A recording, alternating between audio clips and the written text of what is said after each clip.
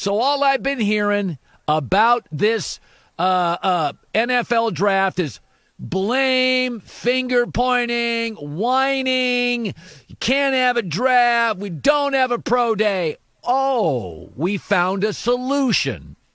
Trent Dilfer and Tua and their agent set it up. Private workout, filmed it, sending a tape to all 32 teams, 55 scripted throws, another 20 throws in a dynamic drill, fewer than 10 people present. We found a solution.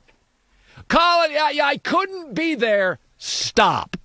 If you don't have enough information now with Tua, imagine drafting a Pac-12 or a Big 12 quarterback when they play in a conference where there's no defense and very few NFL defensive players. I have 2 years of tape on Tua, 3 if you count the game against Georgia his freshman year, against the best college football defenses.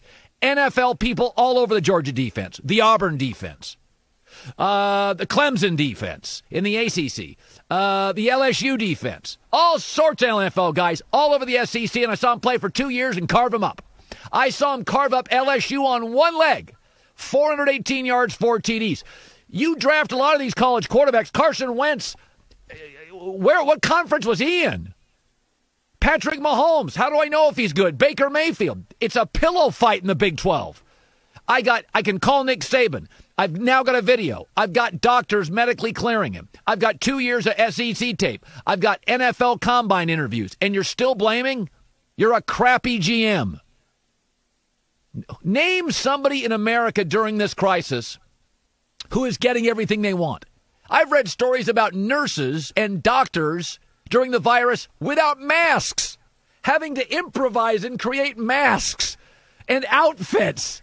Do they have everything? I mean, to a lesser degree, Joy and I are doing a 3-hour radio show. There's no games. Okay? Who during this crisis is getting everything they want? You just got a tape on Tua from Trent Dilfer. 32 teams get it. 2 years of tape. Call Nick Saban. Think about this. Here's what happens in life. What's the old saying? Give somebody an inch, they take a mile, right? Like to give your kid a little freedom, and all you know, the next day they're at Coachella in a different state, right? We all worry about parents. You give them an inch, they take a mile. The first dynasty in the NFL that I ever saw was the Pittsburgh Steelers. It was created, Joy's hometown, in the mid-'70s. None of Terry Bradshaw's games were on television. There were no cell phones, no FaceTime, no internet. Oh, by the way, there was no combine until 1982. So that means there was no combine. You couldn't see Terry Bradshaw at the combine.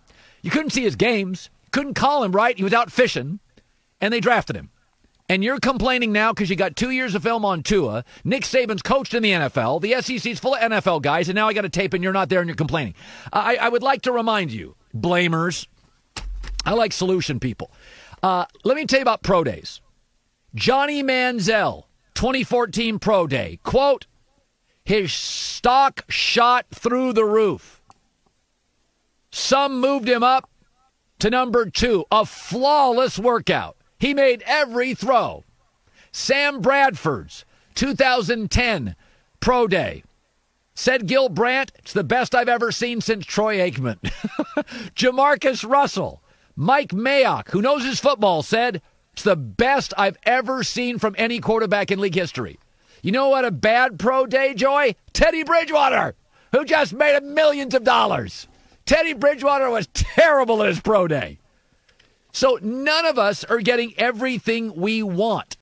So I saw this yesterday. It is very easy for a guy like me, or even Joy, right? We can rip somebody after they make a mistake. That's easy. But I like for both of us to have opinions before something happens. So in real time, therefore, I'm culpable for my opinion. When the Rams got Brandin Cooks, I hated it. I said, I like him. But if Sean Payton and Bill Belichick bail on somebody, that's a sign. It's like Warren Buffett bailing on a stock. You may be concerned about acquiring the stock. And I also didn't like what they paid him. So full disclosure, I never liked Brandin Cooks. Great kid. Wonderful kid. He's got concussion issues. I've been told he's considered retirement. I think he's a little bit of a one-trick pony as a receiver. He's a speed guy. I don't think you have to put your best corner on him to limit him and marginalize his game. I also think the Rams had plenty of good wide receivers. That was not a team weakness. The O-line had no depth. The linebackers at the time were average. That was a problem. And he's expensive. And so, great kid. I was never a fan of what he did in New England. New England saw it, moved off, and I didn't like the Rams doing it. So let me start with that. Good kid, I wouldn't pay him. But this trade is really not about Brandin Cooks. It's about two teams with talent in big markets who are increasingly dysfunctional. So let's start with Houston. I have defended Bill O'Brien as a coach. I don't like him as a GM.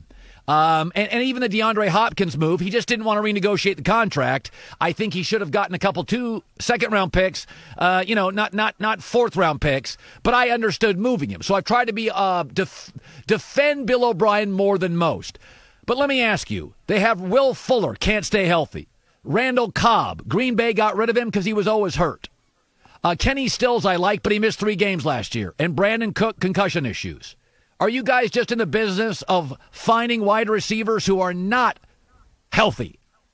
And it's the greatest wide receiver draft all these scouts and GMs are saying in the last decade. You gave up a 57th pick, a second-round, mid-second round pick. There are going to be Pro Bowl wide receivers taken in the second, third, and fourth round. And they're going to be cheap labor, like what the Patriots want. I don't get it from Houston's standpoint. Bill O'Brien now is the head coach and the GM. He's got too much darn power. It's like when you're the boss and the coach, essentially his parents left for the summer and left him the house, and he's just lost control. And they gave him some money, and he spent all of it in the first 3 weeks, and now he's eating cornflakes for dinner. He's just making crap up, trying to cover his butt from previous bad moves. I don't like it at all for Houston. Secondly, for the Rams. Oh, Colin, you're an L.A. guy. You'll probably support what the Rams did. No, I won't. They pay too much money, and they pay everybody early, and they fall in love with players. Wrong. The great personnel people fall in like with everybody. Even Belichick with Brady. It was mostly a like affair, not a love affair.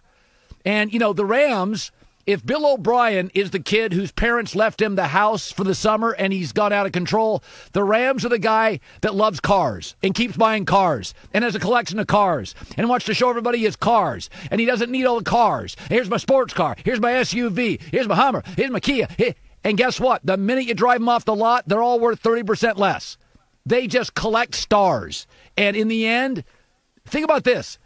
Brandin Cooks was under contract in 2018 for $8 million and could have been franchised for $16, meaning the Rams could have theoretically gone year to year and paid him $25 million for the first 2 years. Instead, they gave him a new contract, paid him $42 million first 2 years, and by waiting until March 15th to trade him, that triggered a $4 million roster bonus for Cooks. Now, on his way out of town, they'll have a $22 million cap hit.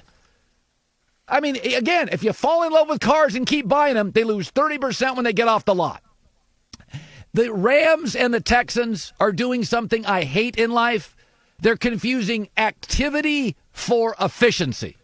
It's just bad move, bad move, bad move, bad move, trying to follow up on a move that didn't work. New rule in the NFL. Pay almost nobody big money and never pay anybody except the star quarterback early. And you'd stay out of 90% of these problems. Hi, everybody. Thanks for watching. Subscribe here to get the latest from the show. Also, be sure to check out more of the best clips from The Herd or go watch a few segments from other shows on FS1.